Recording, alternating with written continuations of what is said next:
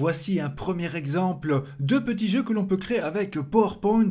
Le principe ici est très simple. Nous avons une image avec une partie découpée et l'utilisateur doit cliquer sur la bonne réponse, la bonne partie qui remplira l'image. Alors regardez, si je clique sur la mauvaise réponse, que se passe-t-il ?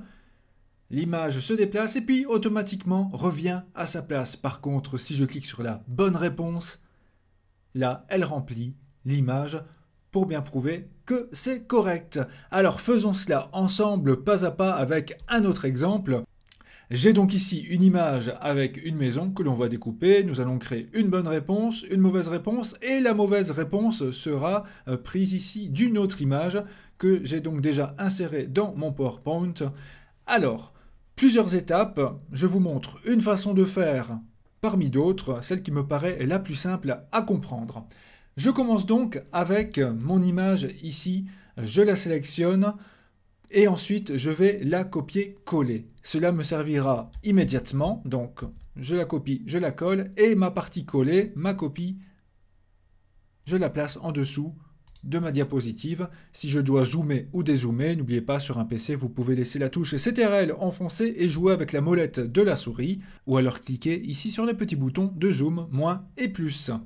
Alors, je vais donc créer tout d'abord ma bonne réponse, la forme avec ma bonne réponse. Je vais donc utiliser ma copie, je clique dessus, je vais dans format de l'image et ensuite rogner. Mais je clique sur la petite flèche en dessous de rogner pour ensuite rogner à la forme.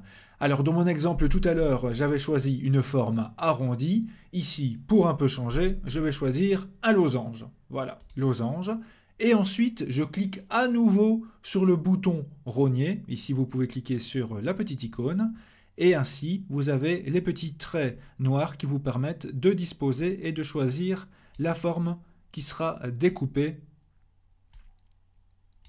et qui nous servira de bonne réponse. Par exemple, voilà, ceci me paraît parfait. Je clique en dehors de mon image et ainsi la forme est découpée. Je peux la déplacer sur ma diapositive. Ce sera donc ma bonne réponse. Voilà, c'est parfait. Alors, ensuite, je dois créer ma mauvaise réponse, comme vous pouvez le voir. Et ici, je vais donc utiliser mon autre image. Alors tout d'abord, petit indicateur, je clique sur la forme de ma bonne réponse et je vois qu'elle a donc une hauteur de 4,23 cm et une largeur de 7,7 cm. Cela me sera utile pour créer exactement une forme de la même taille pour ma mauvaise réponse. Donc 4,23 et 7,7. Bien. Je clique donc sur l'image de ma mauvaise réponse. À nouveau, rogner, la petite flèche, rogner à la forme, le losange. Je clique à nouveau sur l'icône rogner et ainsi 4,23 et 7,7. Je vais d'abord disposer cela plus ou moins en centrant sur la partie que je veux découper. Voilà, ma maison. Et ensuite, hauteur et largeur. Alors, petit conseil, cliquez sur le petit bouton ici en bas à droite de taille. Ainsi, vous pouvez décocher, conserver les proportions si jamais la case est cochée. Alors, là, je peux mettre dans hauteur 4,23. Et dans largeur, 7,7 cm.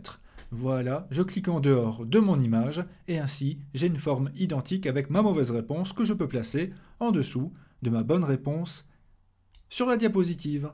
Voilà, c'est parfait.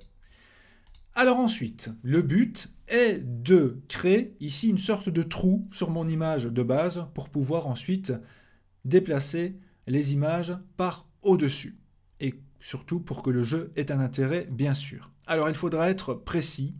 N'oubliez pas, le zoom et le dézoom, au plus on zoome, au plus on sera précis. Vous le verrez tout de suite. Alors, je vais prendre ici mon image.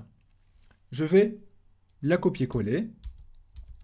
Voici ma copie. Et la copie, je la place. Eh bien, j'essaie de la placer sur mon image de base, là où elle doit être. Donc je vais zoomer un peu. Voilà, je zoome. Ainsi, cela me permet d'être un peu plus précis et de la positionner là où elle doit être. Ceci me paraît parfait. Et alors, petit truc aussi, car là, elle se perd un peu dans le décor, on va créer une bordure pour pouvoir l'identifier. Donc dans ce cas-là, format de l'image, bordure de l'image. Et là, je vais par exemple cliquer sur la couleur noire. Ainsi, j'ai ma bordure noire et je vois où est placée ma forme. C'est parfait.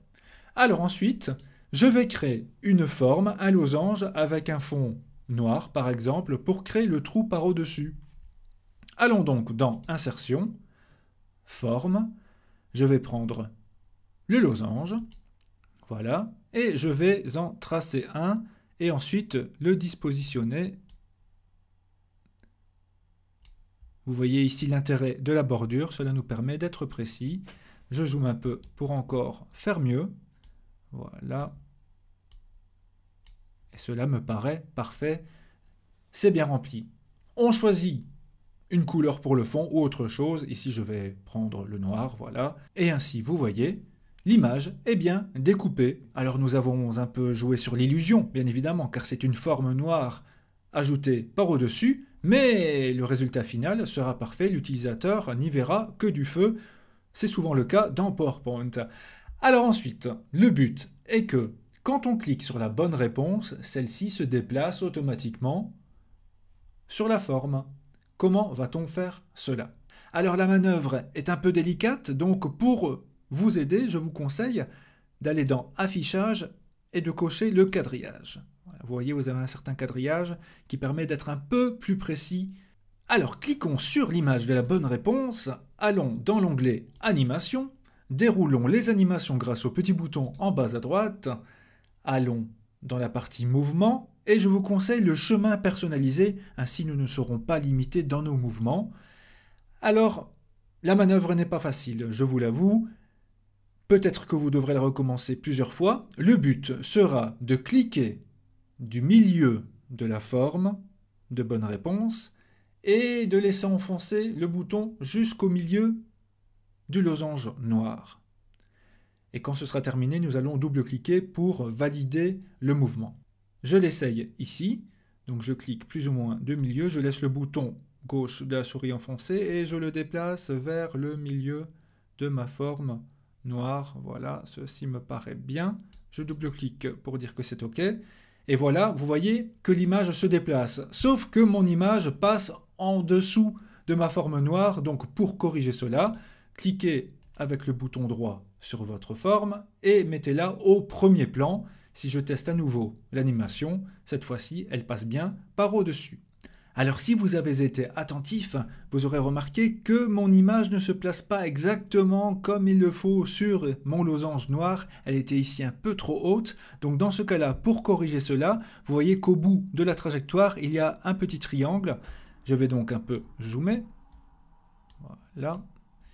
Et ainsi, je vais essayer de déplacer. Donc je clique sur le petit triangle. On voit ici l'image de ma forme. Et je vais essayer d'un peu la déplacer et de la centrer. Voilà, cela me paraît bien mieux. Testons à nouveau l'animation. Et ainsi, le résultat est beaucoup plus probant. Cela me paraît parfait. Alors, n'oublions pas, il faut dire à PowerPoint que l'animation doit se déclencher quand on clique sur l'image en question. Alors, pour ce faire, avant de travailler avec les déclencheurs, nous devons être au courant du nom donné aux images par PowerPoint. Donc, dans ce cas-là, sur un PC, allez sur Accueil, tout à fait à droite, sélectionnez le volet Sélection. Et là, si je clique sur mon image, je remarque qu'elle se nomme Picture 2, sauf qu'il y a plusieurs Picture 2. Donc pour bien la différencier des autres, je vais la renommer en cliquant ici, et je vais l'appeler par exemple 2A. Ainsi je sais que c'est cette image-là. Voilà, j'appuie sur la touche Enter pour valider. Ainsi, désormais, je clique sur mon image, je vais dans Animation, la trajectoire apparaît, je clique sur ma trajectoire, donc c'est mon animation, et cette animation doit se déclencher, donc je clique sur Déclencheur, sur le clic de 2A, mon image en question. Testons cela en plein écran. Je remarque tout d'abord que mon image est devenue un bouton, puisqu'il y a une main qui s'affiche quand je pointe dessus, et si je clique sur mon image, elle se déplace, elle se positionne parfaitement. Donc de ce côté-là, c'est génial. Alors ensuite, passons à notre mauvaise réponse. Je vous rappelle, celle-ci doit se déplacer vers le losange noir, mais directement revenir à sa position initiale. Même principe, je clique dessus, animation, je déroule, chemin personnalisé. J'essaye de partir du centre, je laisse le bouton enfoncé. Je m'en vais vers le centre du losange, sauf qu'ici, je ne relâche pas, je reviens directement vers ma position initiale. Voilà, et seulement alors, je double-clique ou je relâche. Comme tout à l'heure, clic droit, premier plan pour qu'elle passe au-dessus de mon losange. Testons à nouveau. Voilà, c'est parfait. C'est peut-être un peu rapide, c'est vrai, par rapport à l'autre. Donc dans ce cas-là, je clique dessus et ici dans animation puis durée, je peux augmenter la durée. Je vais par exemple la mettre sur 4 secondes. Testons. C'est déjà beaucoup mieux, cela ressemble à l'animation précédente. Voilà qui est parfait. N'oublions pas le déclencheur. Il faut que l'animation se déclenche quand je clique sur l'image. Quel est le nom de cette image? Accueil, sélectionner, volet sélection. Elle se nomme Picture 4 et il n'y en a pas d'autre, donc pas de souci dans ce cas-là. C'est parti. Animation, je clique sur ma trajectoire. Déclencheur, sur le clic 2. 4. Voilà, cela me paraît très bien. Testons cela une dernière fois en plein écran.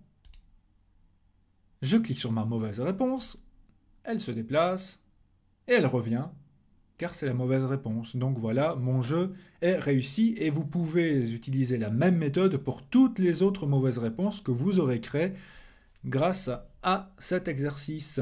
Voilà, ici nous avons fait simple avec une mauvaise réponse et une bonne réponse, mais vous voyez que les possibilités sont nombreuses. Dans les prochaines vidéos de cette même chaîne, nous allons essayer de créer d'autres petits jeux assez faciles et accessibles grâce à PowerPoint. Je vous dis à très bientôt.